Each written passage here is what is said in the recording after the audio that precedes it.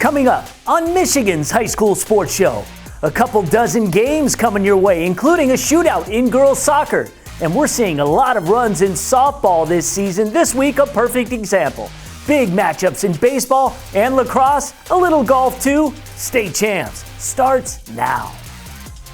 What's up, Michigan? Lorne Plant back holding it down alone for one more week. Jenna Rose will be back here next week. Happy Mother's Day to all the wonderful moms out there. Growing up playing sports year-round, my mom took me everywhere. The family glue, so we salute the moms today. We're also saluting Sophie Varney, the former Portage Central softballer at just 16 years old, tragically lost her battle against the disease DIPG. Sophie left her mark in so many ways, and the entire Portage Central family is memorializing her fighting spirit in a special way. That's coming up. And speaking of softball, major shakeup in our Player of the Year race. So much more coming up as well. Brand new DMC Game Changer segment will go in the dugout too, but first, let's get to the highlights.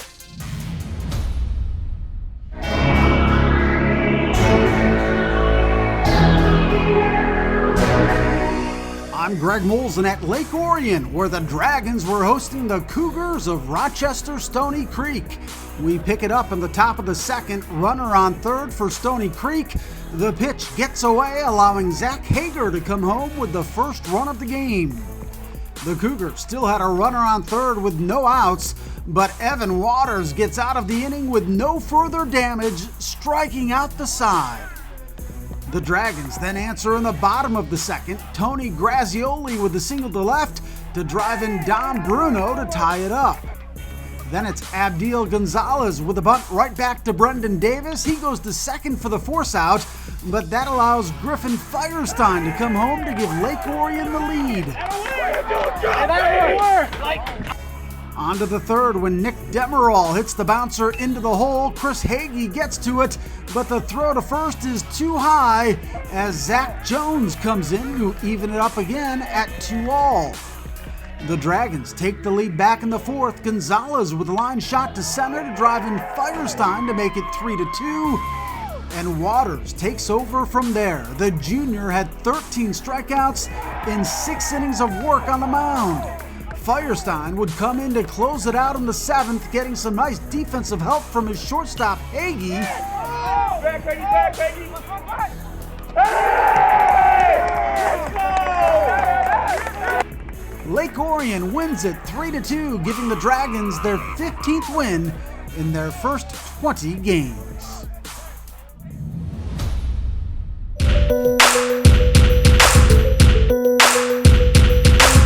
I'm Chuck Pellerito on the diamond at Utica Eisenhower as the 9-6 Eagles were at home taking on a 4-5 Grosse Pointe South Blue Devils team looking to get to that 500 mark in second place in the MAC Red. Eagles get things going in the bottom of the first. Runners on second and third for Anthony Catamone. He hits a grounder to first. First baseman steps on the bag for the fielder's choice, but David Kedrow comes around to score. Aiden Ives moved up to third on the fielder's choice, and Tyler Genova brings him home with a nice base knock to left field, making it a 2-run game. Top of the third now, lineup flips over for the Blue Devils. 2 singles and a bunt have the bases loaded. A walk puts GPS on the board. Liam Kaiser up next, nobody down, and he'll get a bloop single just behind third base. It is enough to bring 2 runners around, and he's standing on second after making it a 3-2 lead. And they weren't done yet. A pass ball would bring him home from third, and the Blue Devils had a 2-run lead. In the bottom half of the inning, Eagles clawing back. Cardamone with a leadoff double over the head of the center fielder. Genova on deck, and he rips one oppo that goes over the head of the right fielder for another double, making it a 4-3 GPS lead. Blue Devils kept it going in the fourth. Alex Tiggs with a leadoff single before Wells Graham comes up and puts a charge into one into left field.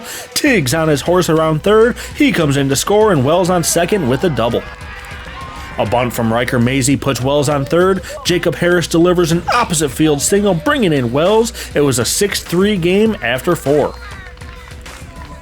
They would add another run in the fifth and didn't stop there. Mazie leading off the inning. He hits a long fly ball to left field that sails over the fence for a solo shot. His 3rd home run of the year makes it 8-3.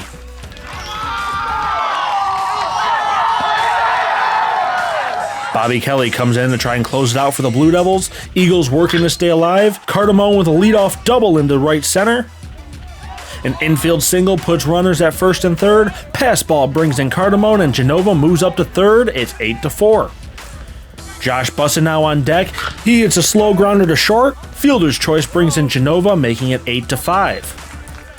But that would be all they would get. Aaron Thorpe gives one a ride to right field, but it's caught, and the Blue Devils get to 500 as they beat Ike 8-5, the final score. 2, 3, go! Oh, baby! Go, baby! Yeah!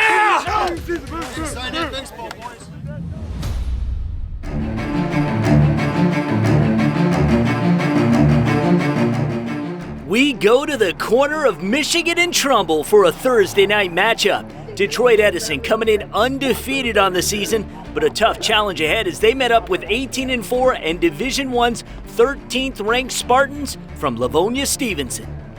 We start top of the first. Stevenson threatening with a pair on, but Edison junior pitcher Gregory Pace on the mound gets Justin Burns looking to end the threat. The KLAA East leading Spartans had the Wayne State signee Griffin Kylander on the hill.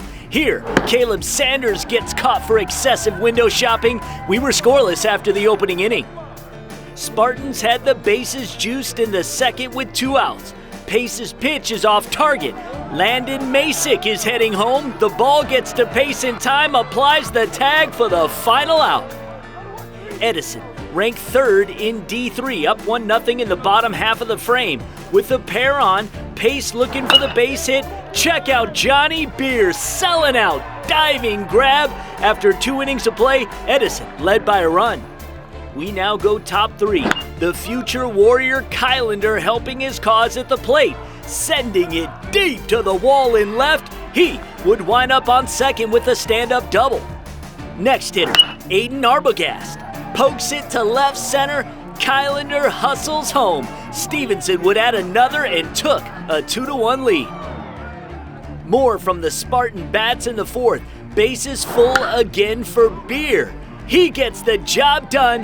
The fielder's choice scores Shane Samborski. Stevenson up a 3 spot. Couple of batters later, Kylander again a base knock. That brings in Anthony Polzin. The Spartan lead grew to 4-1. Bat still cooking in the 5th. Burns getting in on the hit parade, smacking it fair down the left field line. Arbogast scores from second.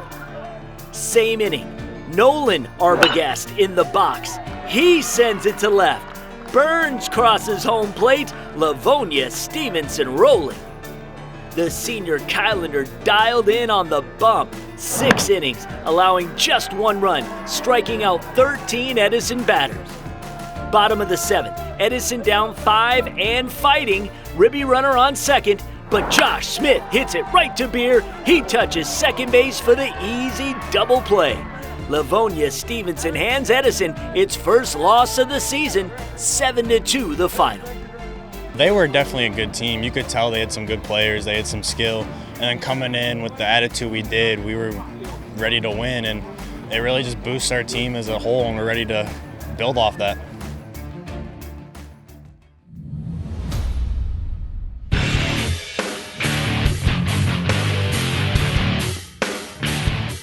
Hey everybody, Harrison Beebe joining you from Northern Michigan. The sun was out for an afternoon doubleheader of baseball featuring rivals Traverse City Central against Traverse City West.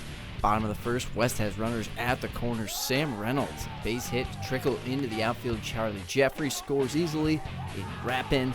Gonna try and come in right behind him, but he's tagged out. Great throw at the plate. Will Dawson making the tag. West takes the early 1-0 lead. Next inning, Titan pitcher Wyatt Danilowitz dealing, striking out another batter. The future Louisville Cardinal had 17 punch-outs in the first game. Titans on offense again, sending it down to first, but Josh Klug making the grab and tagging the base to keep Central in business. Bottom 4 now, Gavin Brown with a runner on third. He's going to get a sac fly to drop into right, but that brings home Reynolds as West takes a 2-0 lead, which would prove pivotal.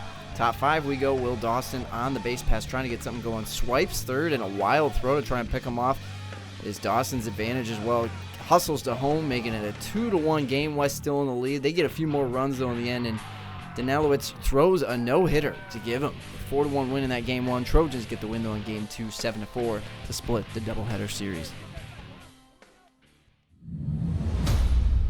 Time to go in the dugout, brought to you by the Michigan High School Baseball Coaches Association.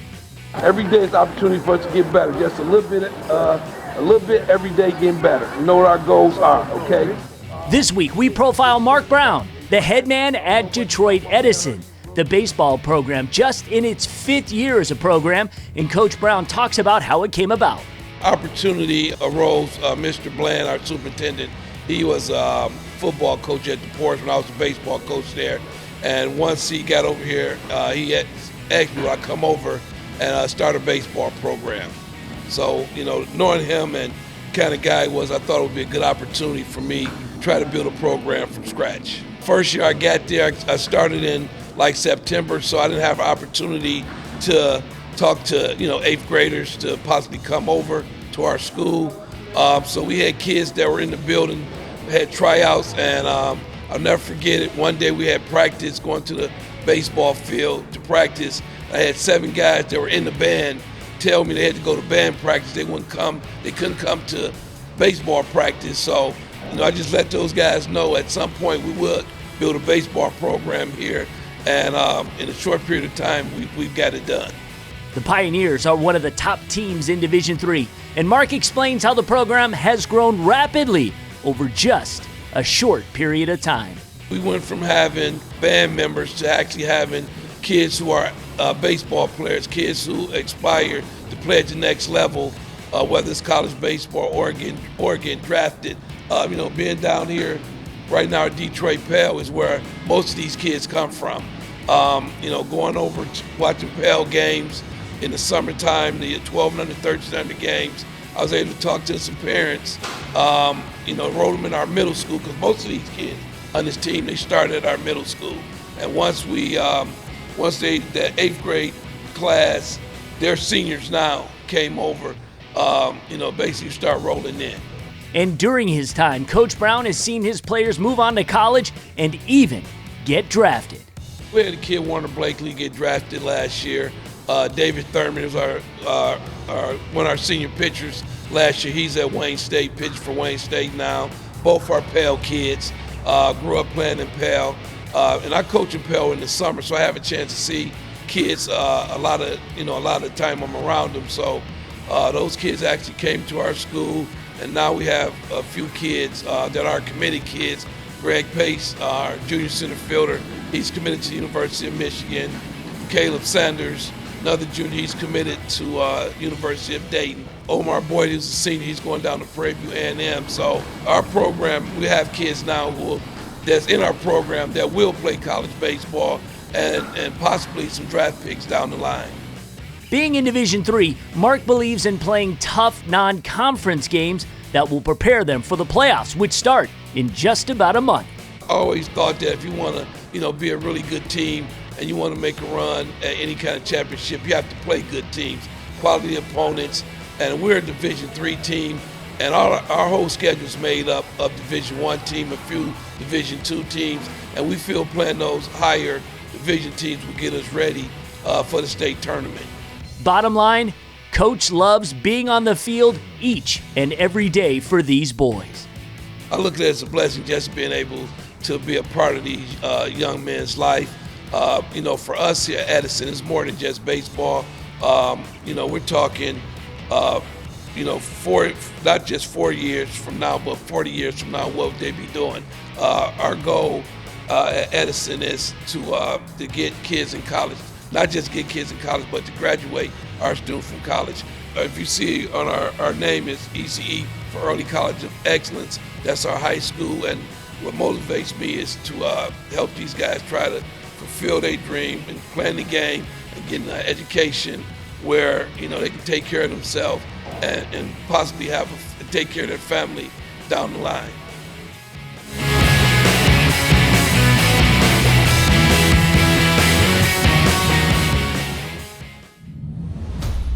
State Champs, Michigan's high school sports show, is brought to you in part by Detroit Medical Center Physical Therapy and Sports Medicine.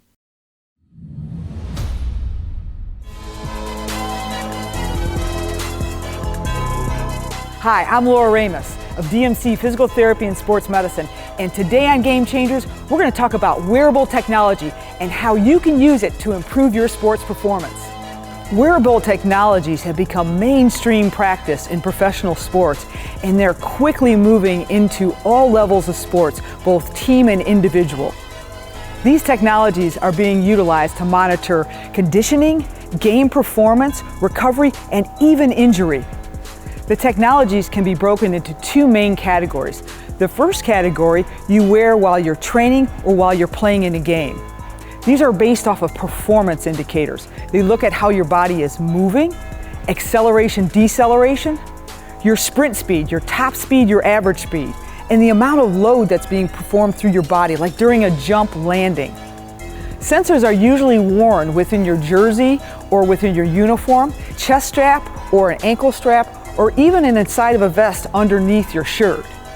The second set of devices monitor what's going on in your body internally. We're looking at things like your body temperature, your respiration rate, how well you're sleeping, your resting heart, and something called your resting heart rate variability. All of these things will help you determine if you're recovered and you're most prepared to play your sport or train that day. Resting heart rate variability is considered one of the best objective measurements for determining your fitness level and your readiness to play a sport. So what is resting heart rate variability? Well, it's the amount of time that happens between each heartbeat, and this varies. For example, when you take your pulse and it goes 60 pulses per second, that doesn't mean that there's one pulse per second. There's a variability of time between each pulse based on what you're doing. For example, you might have one beat, 0.9 seconds later, have another beat, 2 seconds later, have another one, a half a second later, have another one. There's variability between each one of those pulses, and the bigger the variability between your pulses, the better fitness you have, the more prepared you are for the game, because this tells us that your neurologic system is turning on and turning off, or being downregulated or upregulated based on what it needs to do in training or on the field. To learn how to unlock the secrets of your body's true potential, contact an expert at DMC Physical Therapy and Sports Medicine. Do you have a sports injury, or are you just looking to take your game to the next level? Then go where the pros go. DMC Physical Therapy and Sports Medicine. For immediate care, call 313-910-9328 or visit dmc.org/gamechangers.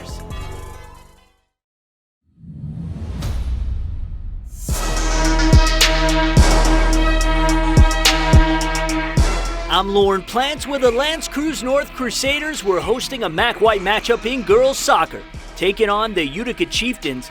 The Crusaders seeking revenge after dropping their first matchup with Utica in April. Chieftains 500 at 3-3 in the white division, but came into this one with some players out and nursing some injuries. Just 3 minutes in, however, Alexis Powerski with the touch pass to Maddie Bages, splitting the Crusader defenders. She finds the back of the net to put the Chieftains on the board. L'Anse Creuse North came into this matchup 4-1-1 in league play. Midway through the first half, Kaylee Cobb passes it up to Haley Bennett, and she is going to do the rest. Streaking upfield, great shot from the angle. Bennett scores to knot the game at 1.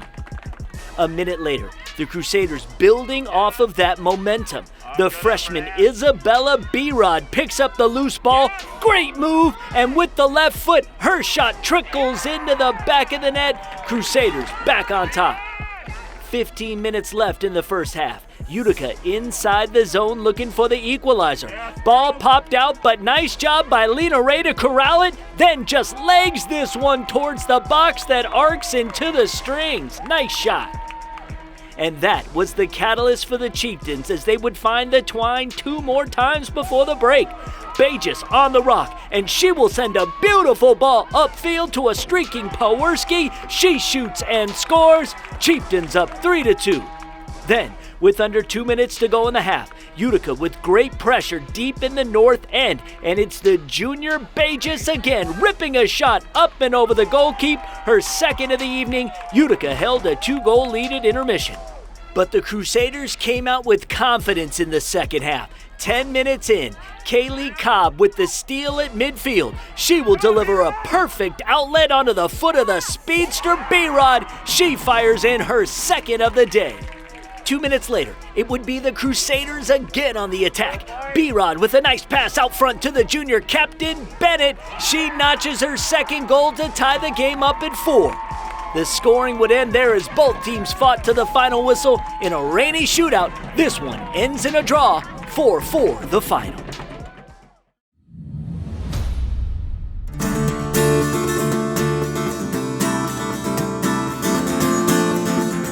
I'm Lorne Plant, and we go to Portage Central for the second annual Sophie Strong game. Former player Sophie Varney being memorialized after losing her battle to the disease DIPG. Money being raised for the Chad Tuff Foundation. A plaque now stands at the new batting cages named in Sophie's honor. There will be a special feature describing this touching tribute. Second game of a doubleheader as the Southwestern Michigan West Conference Mustangs took on the Southwestern Valley Conference Schoolcraft Eagles. The wind was ripping in this one. We picked this game up bottom of the first. Eagles leading 2-0, but Portage Central threatening with ducks on the pond for Maddie Gruder. Wild pitch, and that's going to bring home Louie Wilkes, and it was a 2-1 game. Later in the inning, again, runners in scoring position. Amiri Clark with a shot that reaches the fence and left. 2 more will cross the dish. Clark on second now, and the Mustangs bats stay hot. Macy Searles at the plate. She pokes it to right center. Clark is home, and Portage Central led 4-2 after 1. But Schoolcraft got back in it in the third with one swing of the bat. One on for Danny Bliley, who hits a moonshot over the fence. That tied the game at 4. And there was more damage done by the Eagle hitters in the fourth. Ribby runners at second and third for Bliley again. She powers this one deep, stays in the park, but Callie Kerwin and Allie Goldschmidt get to the plate, and Schoolcraft opened up a 7-4 lead.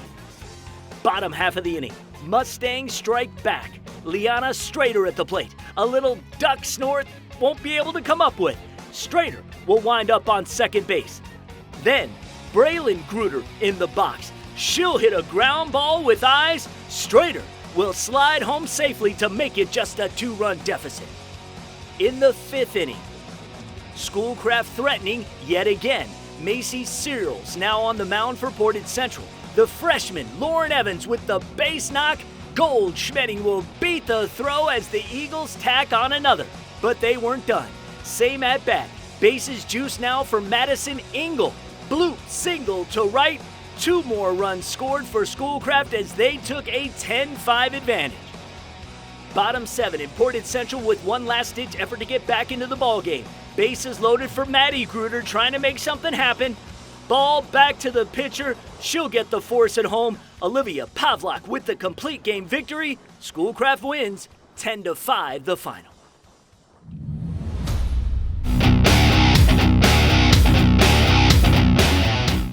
We're on to the softball diamond at Troy High School for an OAA matchup with the Colts, hosting their rivals from Athens. This would turn into a pitcher's duel. Red Hawks with a runner on third in the first. Junior Kayla Zemke gets Megan Georgie to swing and miss for out number 3 to get out of the jam. Athens had another runner in scoring position in the second, but Zemke shuts the door again, catching Zoe Wilson looking for the called third strike.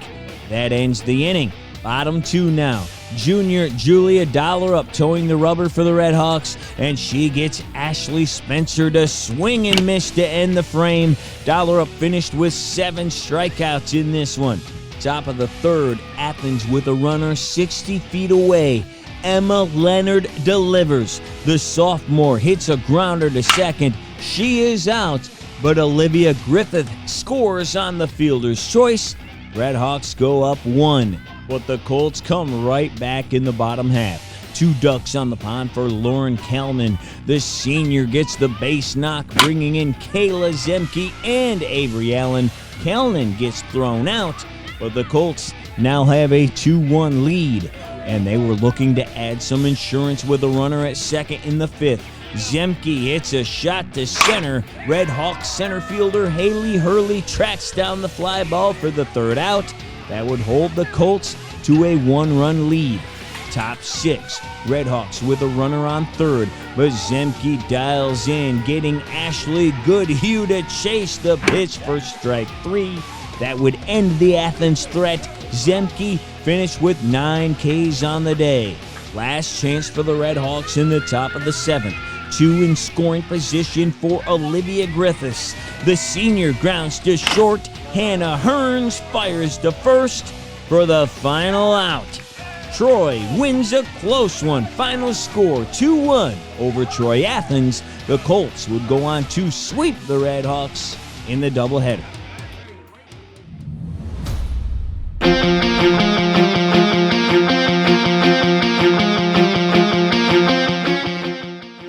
I'm Greg Molson in Chesaning, where the Indians were on their home diamond taking on St. Charles in a Tri-Valley Conference softball matchup. Chesaning threatening with 2 runners on in the bottom of the first, and Ellie DeRussell brings them both in. She hits it to the gap in left center, bringing in both runners for the early lead. The Indians add 1 more in the inning. Abby Van Haren hits one deep to the gap in right center, off the fence. That brings in the courtesy runner to make it 3-zip. How about some defense from the Indians? Haley Grunis lays down the bunt. Kylie Florian throws the first for 1 out. Steph Hero then makes the throw to third to make it a double play. It was 4-0 in the third when the Bulldogs get on the board. Brenna Ashton lays down the bunt. This time, Chesaning doesn't get anyone out as Trinity Birch comes home to score. The Dogs added 2 more in the inning. Peyton Parrish hits this one off the wall in right center to bring in a run to cut the lead to 4-3. That was it until the bottom of the 6th. Bases loaded for Allison Oakes, who hits the pop-up to right. It drops in and brings in Haley Rolfe. The Indians going up 6-3, and they win it 6-4. DeRussell getting the final out on the ground out to third. Chesaning improves to 500 for the season. A couple of years ago, we had a great opportunity to head out to Portage Central, where they were honoring one of their own. A freshman was brought up to play on the varsity squad because she was in the middle of a life-struggling battle. It was against the disease DIPG. Sophie Varney had a great attitude, and she is a great player. Tragically, she lost her battle, and she lost her fight, but she is not forgotten, as we learned last weekend.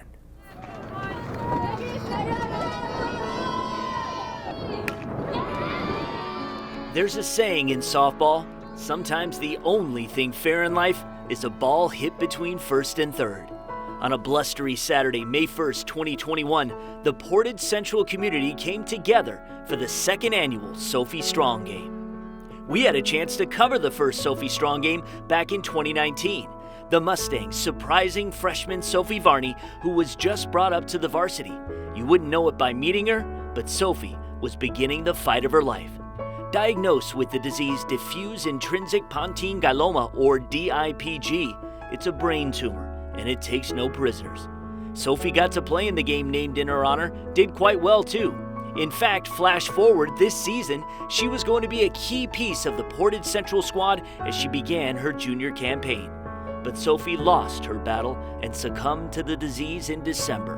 Sophie loved softball. She literally fell in love with the game when she was probably 4 years old. She would cry if practice was canceled. She'd have her cleats laced up, an hour before we had to leave. So I think for her to be able to play after diagnosis and get in another full season, her last weekend, which we didn't know it would be her last travel weekend, but her last weekend playing at full speed prior to COVID, then she batted 600 for the weekend.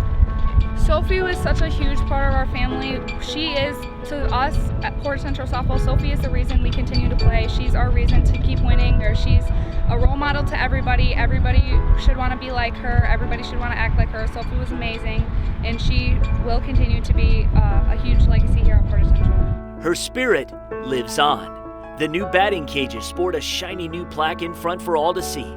a tribute to Sophie and the impact she had on the team she loved and that loved her so much.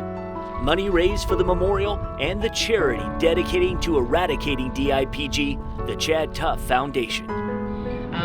The other sports programs here, our PC softball program, her travel team, her friends, her family, everybody stepped up and donated towards the plaque, and we said anything that we were going to go over, we would donate to the Chad Tuff Foundation, and we about doubled what we had intended to raise. I think Portage Central and Lisa Kino have done a lot to embody her spirit in this team, and there's a lot of her hovering around, like the 17 at the backstop and the memorial out front, and the kids put 17 in the dirt sometimes before they bat, and you know, like even on her worst days, she was happy to be on the field. The Varney family is steadfast in doing whatever they can to help support the foundation in honor of their daughter who will live on in the hearts of every life she touched. An annual Sophie Strong Memorial Fund scholarship is being created at Portage Central, and there are numerous other ways that Sophie will continue to impact others. When I look at the future and realize my daughter isn't in it in a physical sense, that there will be some real nice rituals to keep her legacy alive and to keep talking about her. You know, sometimes when these tragic things happen, I've had friends that have lost children and nobody talks about them anymore because they don't want to think they're going to upset you or whatever. That's not how I have viewed this. I want to keep talking about it and keep creating these legacies, legacy projects where we can kind of keep talking about Sophie Strong and what that meant. So she would be really thrilled with all the funds and donations and things that we did to raise money for that. That was something she was most passionate about, and she would have just been really happy that we were raising awareness. And come back next year, because this event will live on. Every year, this is the plan. You know, unfortunately, we had a plan for last year, so this is it. We'll have one every year, and we're going to continue to raise money in her name. The Chad Tuff Foundation was something very dear to her. She really, really, really wanted a cure. She doesn't want this to happen to any other family. The irony is that her and her mom, their birthday is actually National DIPG Awareness Day. This is something that we're going to continue to do and carry on her legacy and carry on her fight. And we're going to pick up where she left off and continue to raise that money and awareness for her as much as we can. You know, when times were tough for me, personally, emotionally, dealing with everything as well, I just always tell myself, just follow Sophie's lead, you know, and I think we'll just keep doing that. So. If you would like to give to the Sophie Strong Memorial Fund, visit the Kalamazoo Community Foundation website at connect.calfound.org/give-now and search Sophie Strong. I'm Lorne Plant for State Champs. State Champs Michigan's high school sports show is brought to you in part by the Michigan Army National Guard, a proud partner of the MHSAA.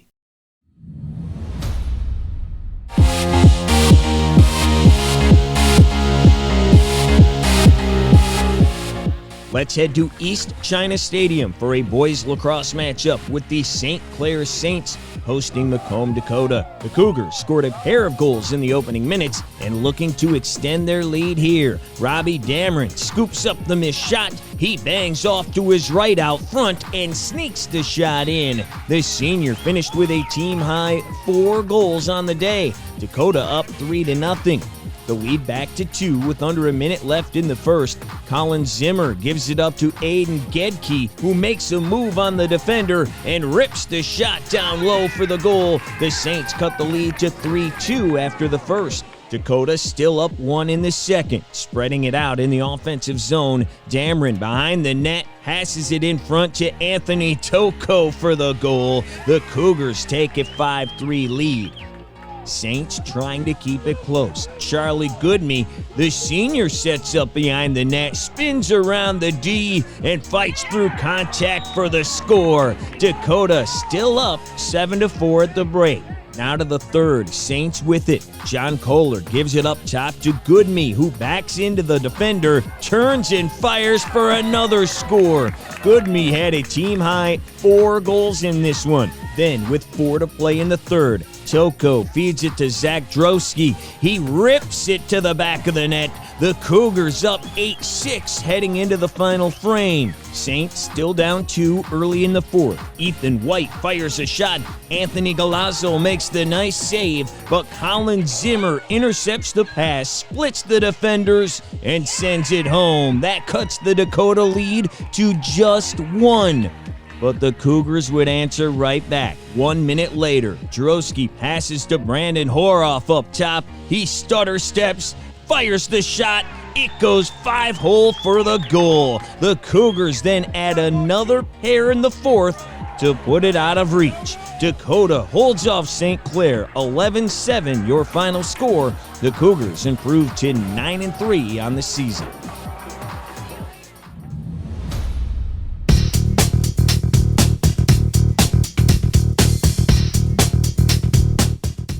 We head to Northville for a KLAA conference matchup between Northville and Brighton. And we have a high-scoring game between these two teams. We pick it up 5 minutes in. Brighton working the ball around. Olivia Gross feeds it to Sophie Mondro behind the net. Mondro sprints around the defender, weaves through traffic, and scores to put the Bulldogs up 1. And they would do it again a minute later. Gabby Mainhart finds an open Amanda Grenadier. She turns and fires for the goal. Brighton up 2 early. Northville looking for its first goal of the night. Charlotte Green wins the face-off and gives it to Kiera Courtney. She would turn on the Jets, racing all the way to the net and gets it to go, cutting the lead to just 1. But the Bulldogs were hot late in the first half. They get the loose ball on defense and move quickly.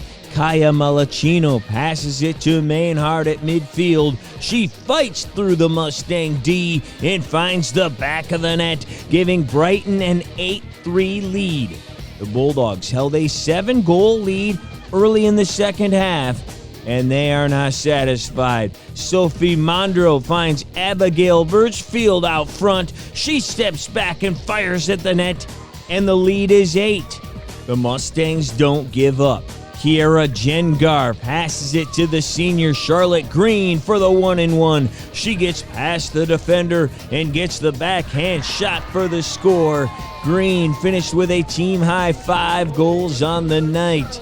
Northville coming out of the defensive zone. Sophia Tarazi passes it upfield. The ball takes a Northville roll, scooped up by Elizabeth Zerniak on the breakaway. She sends it down low for the goal. The Mustangs down 6. And now they're feeling it. Northville gets the turnover. Zerniak runs out of room and passes to Kylie McHugh. She rips the backhander for the goal. That is 5 straight for the Mustangs, and the lead is now 4. But Brighton's early lead was too much to overcome. Grenadier's shot sails over the net, but Gross gives it right back to her for the around-the-back goal. She finished with a team-high 7 on the day as Brighton goes on to get the win 19-10 over Northville. Time now to take a look inside Lawrence Technological University Athletics. Let's take a look at the practice report from the LTU women's lacrosse team as they travel to Savannah, Georgia for the 2021 NAIA National Championship Tournament. Well, it's been really hot out here, but we've been pushing through it and making sure we're keeping our mentality up so we don't get in our own heads. I think we've been playing pretty well, especially considering we're coming from 50-degree weather. Our main thing is working on keeping out of our own heads. We really want to make sure that we don't get down on ourselves and that we keep the energy up the whole game. Take your future into your hands. Visit LTUathletics.com and recruit yourself. Lawrence Tech, where Blue Devils dare.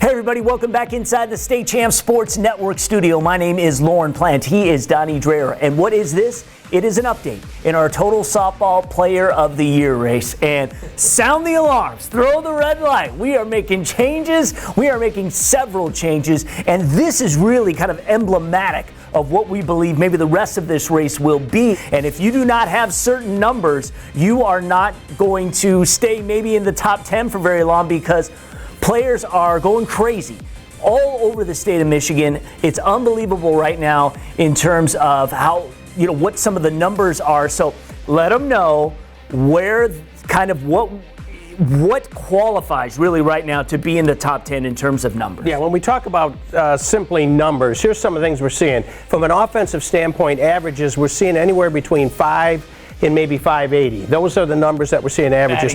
Home runs, which are, they're big things, we're seeing between 7 and 10. Some of our leaders are hitting between 7 and 10 home runs.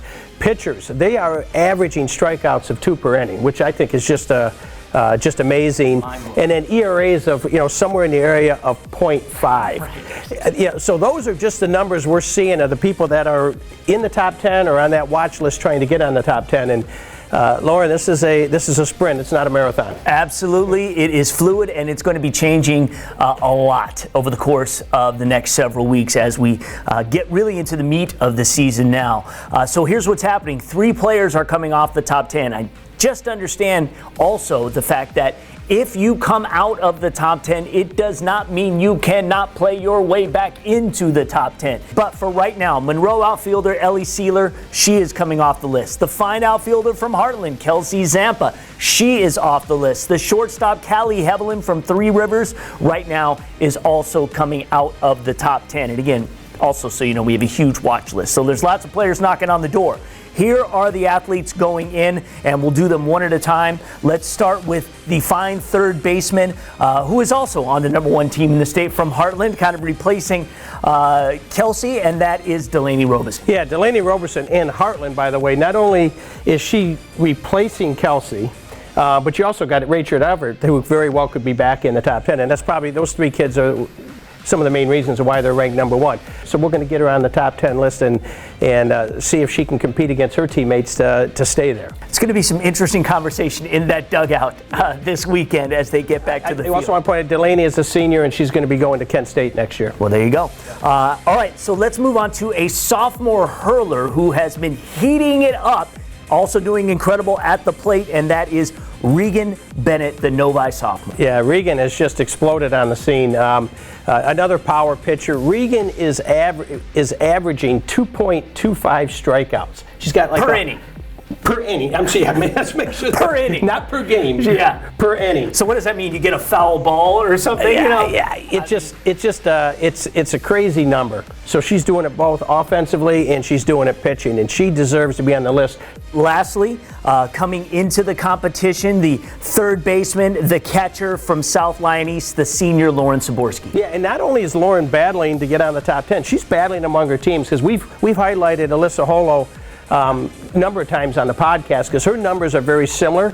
Lauren just had a great week. She had 7 home runs this past week. She's now up to 10 home runs. She's now on the top 10 list, but she's got somebody right in her dugout that's coming after her. Wow, crazy. So, and this is just the first week of May.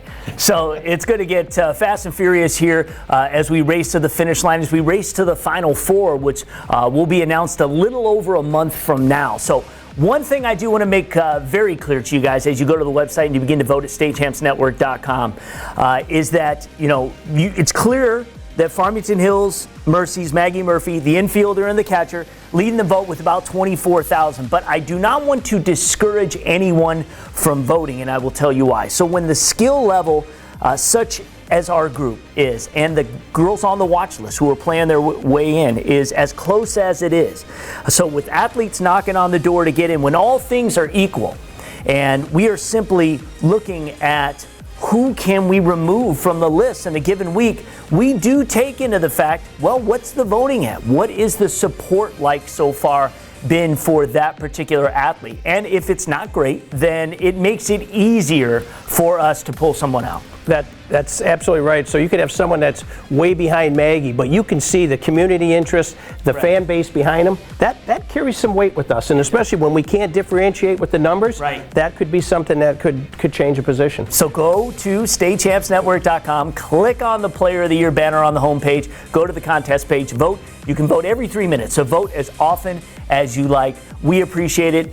The softball community appreciates, and let's keep this race alive and kicking. So also just one last thing, when you want to hear about more players, you want to hear about a lot more inside softball numbers, make sure you go check out the State Champs Swing Away podcast. You can find it wherever you get your podcasts. There's a nice updated podcast page on our website right now, statechampsnetwork.com. State Champs Swing Away with Donnie Dreher, Brian Chittister, Jenna Rose hosting that show.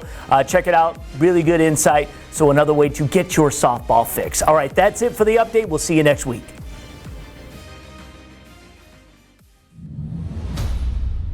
State Champs, Michigan's high school sports show is brought to you in part by the Detroit Athletic Club Foundation's Male and Female High School Athlete of the Year Awards, taking place June 7th.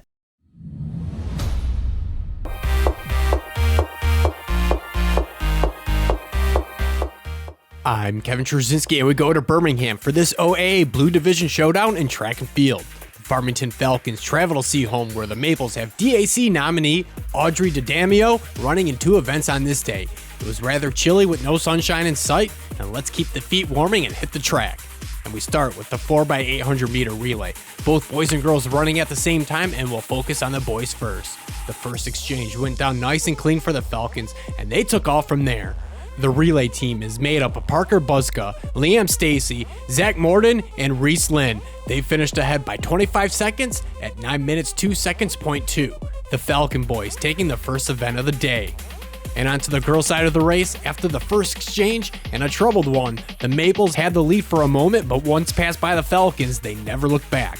Amanda Rasak, Tanisha Deshmukh, Mahumatha Rajaparkash, and Elizabeth Norris finished first by 12 seconds at 10 minutes 55.09. Now sticking with the boys' side of the meet, and we go to the speedy 100 meter dash, and it's going to be a battle right down to the end. The top 3 set a personal best, and it was the junior from Farmington, William Coltrane, taking the crown at 11 seconds 24. Maple junior Braden Force just edging out Falcon Evan Martin by a hair at the line for second. Wrapping up with the boys' meet, we check out the 1600 meter race. After the first few times around, it was the junior Peter Barrico from Farmington out front with 2 Maples and a fellow Falcon lurking right behind him. And it would be the junior Falcon coming out on top, and his whole team. Barrico finished with a time of 4 minutes 31.93. The boys of Farmington take the team meet over Seaholm 82-46.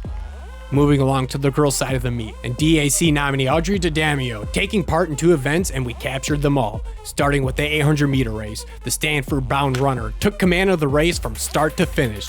D'Adamio finished in first by over 15 seconds, posting the time of 2 minutes 15.34. And finishing off with the longer 1600 meter race, the DAC nominee D'Adamio did not disappoint on this day at all. In fact, it was the only bright spot for the Maples. If you don't know her story, you should. The senior suffered a complete tear of the meniscus a few years back before entering high school, and here she is today, dominating the competition. The first place finish at 4 minutes 44. However, Farmington took the team meet over Seaholm 97-26.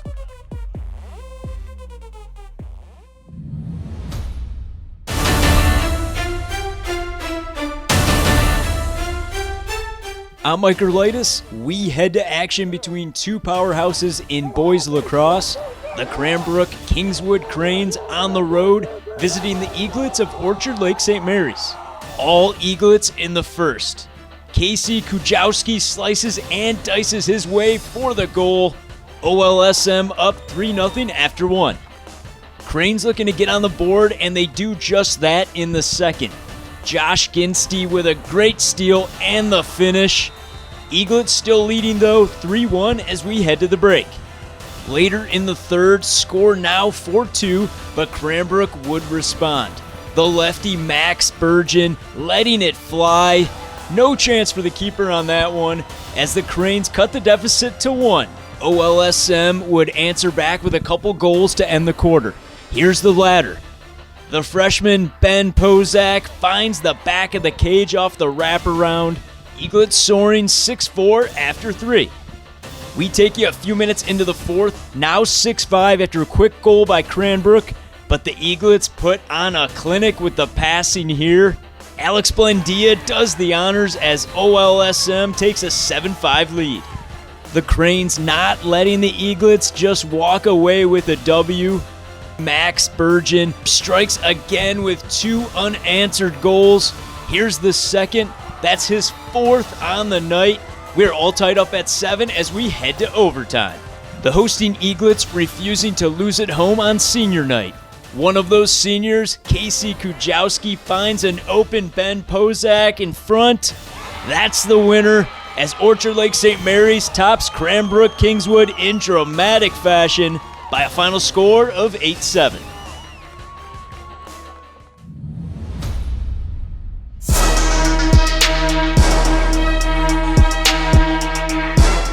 I'm Ryan Slocum in Grand Blanc for the first ever Bobcat Classic Wood Bat Tournament. The 16th ranked Cats hosting 8th ranked Heartland in the first game of the day. Notre Dame commit David Lally on the mound for Grand Blanc. The junior fireballer threw 2 scoreless innings with 3 strikeouts. This one ends the top half of the second. Bottom 2, Nate Helms leading off, and he uses the wood bat and takes the pitch to the wood shed. The solo jack gives Grand Blanc a 1-0 lead. The Eagles bats come to life in the fourth. 2 on for Ben Poliet. He drives this one all the way to the fence in left center. Bubbick and Pillen both score to put Heartland up 2-1. Keegan Marinick would settle in on the bump. He gets A.J. Maxwell looking to end the fourth. The Mid-Michigan College commit allowed just 2 hits while striking out 8. And the Eagles add to their lead in the fifth. Aiden Rockel with a shot that goes off the clear monster in left. Bruce Jellison comes in on the RBI double. That makes it 3-1. Next batter, Marinick grounds to third, but the throw to first gets away. That allows Gannon Grundman to touch the plate. The Eagles scored 3 times in the frame to take a 5-1 lead. It stayed that way until the bottom of the 6th. The Cats threatening with the bases loaded, but Jake Wolfert strikes out Hunter Ames to get out of the jam and end the game. Heartland beats Grand Blanc 5-1 to improve its unbeaten record to 18-0-1.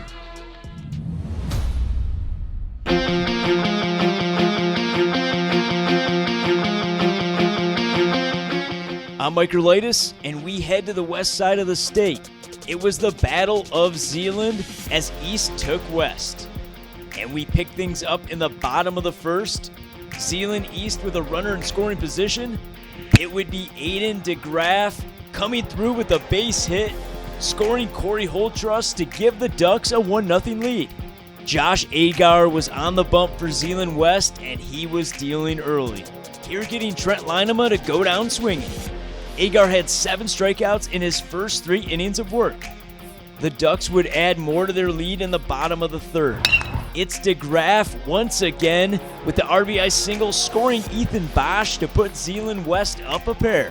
But Zeeland East would get one back in the top of the fourth. Josh Agar's brother Jeff, who plays on the other side for East, here with the base knocked to right. Sam Cochran comes all the way to score. The Chicks now trailing 2-1. East threatening in the top of the 6th, but Josh Agar would get his bro Jeff to chase it for the swinging K. They throw it down to first to ensure the out. The Ducks still up a run as we head into the 7th. But the Chicks would respond in the top of the 7th. With a runner on second, it would be Trevor Raid taking the pitch to left center. Ethan Hoagtailing would come in to cross the dish, and we are all knotted up at 2 apiece. Then moments later, it would be Brooks Huzenga with the single. That would score Noah Ledford. They added one more as Zeeland East now takes the lead at 4-2.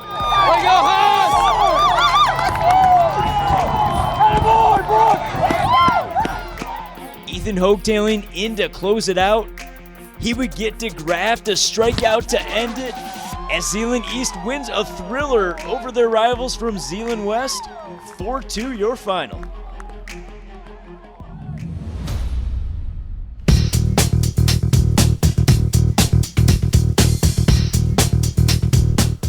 Let's go to boys golf, to the Meadows Golf Course in the campus of Grand Valley State University for the Grand Haven Jamboree.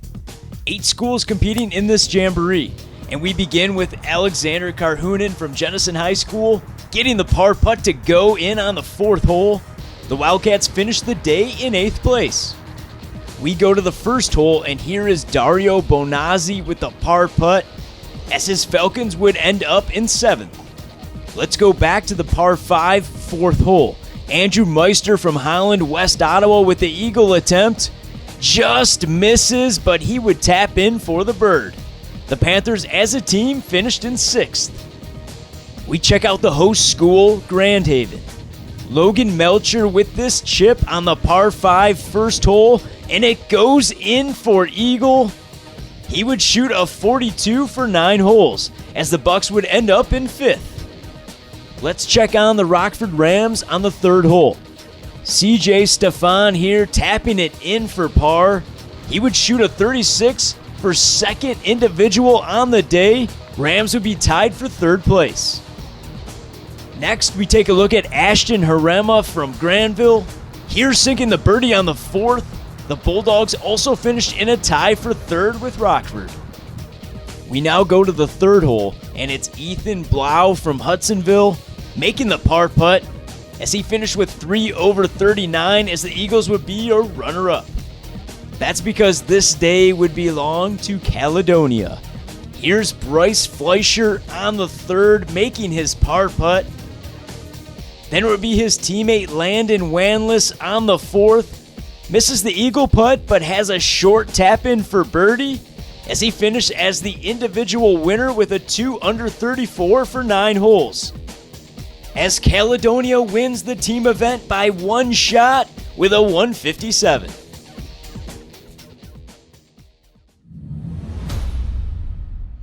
State Champs Michigan's High School Sports Show is brought to you in part by the Michigan High School Athletic Association.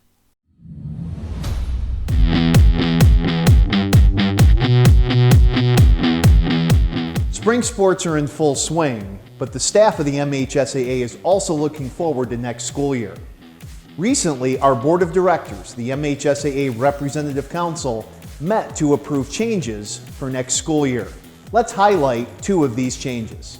First, all fall sports can now start practices on Monday, August the 9th. Previously, sports other than football always started practice on the Wednesday, which would have been August 11th. This change will create more consistency moving forward for all fall sports. In future years, all fall sports will start practice on the 16th Monday before Thanksgiving, the date that football has used for years. And in wrestling, we have added an individual girls division.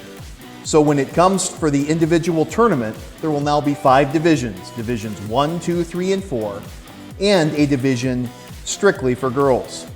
Girls are still able to wrestle as they have in the past for their team during all regular season competition, as well as during the team tournament series.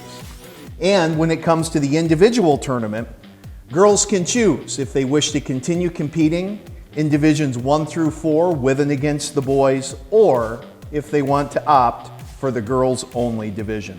For more on these 2 changes, as well as other action items from the Representative Council, go to our website, MHSAA.com.